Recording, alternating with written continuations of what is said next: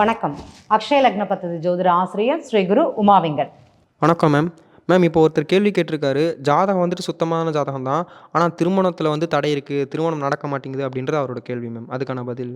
இப்போ ஒரு ஜாதகம் எடுத்தோன்னா பாரம்பரிய முறைப்படி பார்க்கும்போது லக்னத்தை வச்சு, சந்திரனை வச்சு, சுக்கிரனை வச்சு, அதற்கு 7ஆம் பாவகத்தில் பாவ கிரகங்கள் இல்லாமல் இருந்தது அப்படின்னா சுத்த ஜாதகம் அப்படிங்கிறது நம்ம சொல்லலாம். அன்றைக்கி அப்படி தான் சொல்லிட்டு வந்தாங்க. இதற்கு ஒரு மதிப்பீடு அப்படிங்கிறதும் அவங்க கொடுத்தாங்க. இந்த மதிப்பீட்டு கூட்டுத்தொகை அப்படிங்கிறது ஒரு பெண்ணிற்கும் ஒரு ஆண் ஜாதகத்திலையும் இருக்கப்படும். இந்த ஆண் ஜாதகத்துக்கு எடுக்கும்போது பெண்ணினுடைய மதிப்பீடோட கூட்டுத்தொகை அப்படிங்கிறது குறைந்திருக்க வேண்டும். ஆணினுடைய அந்த மதிப்பீடு கூட்டுத்தொகை அப்படிங்கிறது அதிகமாக இருக்கணும். அப்போ தான் இவங்க இந்த ஆண் என்ன சொன்னாலும் பெண் கேட்கக்கூடிய ஒரு தன்மை அப்படிங்கிறது இந்த ஜாதகத்தில் இருக்கும். இப்படி தான் நம்ம திருமண பொருத்தம் அப்படிங்கிறத பார்க்கறது. ஆனால் இன்றைக்கி வளரும் லக்னத்திற்கு நீங்கள் சொல்கிற சந்திரன், சுக்கிரன், லக்னம் இந்த 3 கிரகங்களிலும் 7ஆம் பாவகம் பார்க்கணும் அப்படின்னா 7ஆம் பாவகம் பிறப்பு லக்னத்திற்கு ஒரு மதிப்பீடுங்கிறது கொடுத்துருவீங்க. இன்றைக்கி வளர்ந்த லக்னத்திற்கு 7ஆம் பாவகம் சுத்த ஜாதகமாக நீங்கள் கேட்குறது. இப்போ உதாரணமாக மேஷ லக்னமாக இருந்ததுன்னு வச்சுக்கோங்களேன். லக்னாதிபதின்னு சொல்லக்கூடிய கிரகமே 7ஆம் பாவகத்தில் இருந்தாருன்னா இன்றைக்கி ஏஎல்பி லக்னம் மேஷ லக்னமாக இருந்தது. அதற்கு லக்னாதிபதின்னு சொல்லக்கூடிய கிரகம் 7ஆம் இடத்துல இருந்ததுன்னா அது சுத்த ஜாதகம் அப்படிங்கிறது நம்மளால் சொல்ல முடியாது. ஏன்னா இந்த லக்னத்திற்கு அஷ்டமாதிபதின்னு சொல்லக்கூடிய கிரகமும் செவ்வாய் மட்டுமே. அப்போ அவரால் அந்த திருமணத்தை நடத்தி வைக்க முடியுமா நீங்கள் சொல்லக்கூடிய சுத்த ஜாதகத்தில்? அப்போ அந்த மதிப்பீடு அப்படிங்கிறது குறையுமா கூடுமா அப்படிங்கிறத நீங்கள் யோசிக்கணும். இது மாத்திரம் கிடையாது, நீங்கள் பார்க்கக்கூடிய முறை அப்படிங்கிறது இந்த மாதிரி தான் இருக்குது. இதெல்லாம் தான் நம்ம விட்டுட்டு நம்ம பொதுவுடைமூர்த்தி சார் வந்து அழகாக சொல்லுவாங்க, 2 லக்னமும் 6, 8 இல்லாமல் இருந்தால் போதும். அதே மாதிரி 2 நட்சத்திரங்களும் ஷஷ்டாஷ்டகம் இல்லாமல் இருந்தால் போதும், திருமணத்தை தாராளமாக நடத்தி வைக்கலாம் அப்படிங்கிறது தான். சிலருக்கு வந்து ஏக ராசி ஏக லக்னம் அப்படிங்கிறது எடுப்பாங்க. அங்கேயும் பிரச்சனை இருக்குமானா இருக்கும். ரஜ்ஜு பொருத்தம் அப்படிங்கிறது அந்த இடத்துல இருக்காது அப்படிங்கிறது புரிஞ்சுக்கணும்.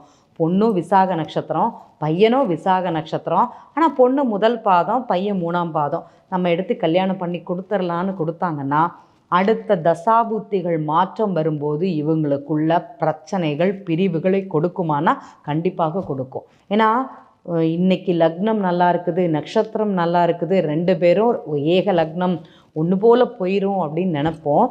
ஆனால் சில நட்சத்திர புள்ளிகள் மாறும்போதும் கோச்சார கிரகங்கள் அவங்களுக்கு 2 பேருக்குமே 6, 8 வரும்போது கண்டிப்பாக பிரச்சனை அப்படிங்கிறது அதிகரிக்கும். ஒருத்தங்க விட்டு கொடுக்கக்கூடிய ஒரு மனப்பான்மையோ கொஞ்சோண்டு அந்த தாழ்ந்து போகக்கூடிய ஒரு தன்மையோ 2 பேருக்குமே இருக்காது. நீங்கள் திருமண பொருத்தத்துக்கு தயவுசெய்து பார்க்கும்போது சுத்த ஜாதகம் அப்படிங்கிற ஒரு கேட்டகரியில் மாத்திரம் பார்க்காதீங்க. இன்றைக்கி அவங்களுக்கு என்ன நட்சத்திர புள்ளி, அந்த நட்சத்திர புள்ளியோட கால அளவுகள் அப்படிங்கிறது எத்தனை, அதே மாதிரி அந்த பெண்ணிற்கு 7ஆம் பாவகம் யார், அந்த பாவக கிரகம் அப்படிங்கிறது அவர்கள் ஜாதகத்தில் எந்த பாவகத்தில் இருக்குது அப்படிங்கிறத தெரிந்து கொடுப்பது அப்படிங்கிறது சிறப்பு. இது பெண் ஜாதகத்தில் மட்டும். ஆண் ஜாதகத்திற்கும் இதே மாதிரி பார்க்கணுமானா கண்டிப்பாக பார்க்கணும் அப்படிங்கிறது சொல்லுவோம். இந்த சுத்த ஜாதக கேட்டகரியில் நம்ம இன்னும் செவ்வாயோட பார்வை, சனியோட பார்வை அப்படிங்கிற பார்வைகளை நம்ம இன்னும் எடுக்கவே இல்லை. சரிங்களா? அப்படியும் பார்த்தாலுமே அங்கே பிரச்சனைகளை இருக்குமானா கண்டிப்பாக அங்கே பிரச்சனைங்கிறது இருக்கும். இதற்கும் ஒரு மதிப்பீடு அப்படிங்கிறது கொடுப்பாங்களான்னா கண்டிப்பாக கொடுப்பாங்க. இதில் இன்னொரு விசேஷம் என்னன்னு கேட்டிங்கன்னா, ராகு கேது இந்த பாவகங்களில் தொடர்பு பெற்றால் அது தோஷமுள்ள ஜாதகம் அப்படிங்கிறது அப்படியே விலக்கி வச்சுருவாங்க. நிறைய இடத்துல பதிவு பண்ணிட்டோம். ராகு கேது அப்படிங்கிறது ஒரு ஜாதகத்தில் இன்றைய ஏஎல்பி லக்னத்திற்கு எந்த பாவகத்தில் இருந்தால் அது வேலை பார்க்கும் அப்படிங்கிறது, என்ன வேலை செய்யும் அப்படிங்கிறது தெரிஞ்சுக்கணும். இன்று வந்து பிறப்பு லக்னம் அப்படிங்கிறது கும்ப லக்னமாக இருக்குது. லக்னத்தில் வந்து யார் இருக்காங்கன்னா கேது பகவானாக இருக்கிறாங்க, நல்லா இருக்கிறாங்க அப்படின்னு நினச்சோன்னா, இதே இது இன்றைக்கி இவங்களுக்கு ரிஷப லக்னம், இவங்களுடைய வயதிற்கேற்ற லக்னம்ங்கிறது ரிஷப லக்னமாக இருக்குது. கேது 10ஆம் இடத்தில் அமரும்போது இவங்களுக்கு ஒரு வெளிநாட்டு வரன், வெளிநாட்டு வேலை கிடைக்கக்கூடிய ஒரு அமைப்பாகவும் இருக்கும். அந்த இடத்துலேருந்து வரன் வரக்கூடிய ஒரு அமைப்பு அப்படிங்கிறது கொடுக்கும். இதை யாராலையும் தடுக்க முடியாது. ராகு கேதுவோ செவ்வாயோ அதே மாதிரி இந்த தோஷ ஜாதகம் அப்படிங்கிறது திருமண தடை அப்படிங்கிறது கிடையாது. நாம் பார்க்கக்கூடிய தோஷம் அப்படிங்கிறது இந்த 2 லக்னமும் 6, 8 இல்லாமல் இருப்பதும், அதே மாதிரி இந்த 2 நட்சத்திரங்கள் பெண் பிறந்த நட்சத்திரத்திலேருந்து பையனுடைய நட்சத்திரம் அஷ்டமஸ்தானத்தில் இல்லாமல் இருந்தால் இவர்களுக்கு எந்த தோஷமும் இல்லை அப்படிங்கிறத முதல்ல புரிஞ்சுக்கோங்க. அதன்படியே திருமண பொருத்தம் அப்படிங்கிறது பார்ப்பது சிறப்பு அப்படிங்கிறத இந்த இடத்துல பதிவு பண்ணிக்கிறேன். நன்றி.